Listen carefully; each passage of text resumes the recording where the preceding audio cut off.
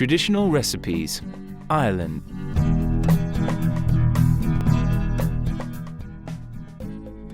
Ireland, the Emerald Isle, is famous for its cuisine.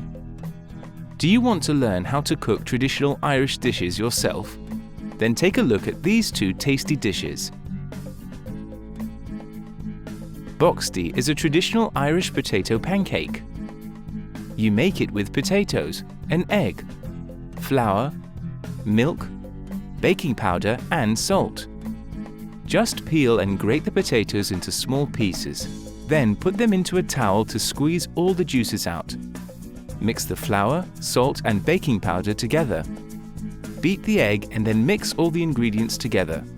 Then just put some of the mixture into a hot frying pan and cook on both sides.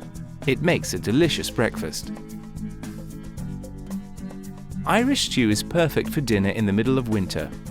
All you need is lamb, potatoes, onions, carrots, water and some salt and pepper.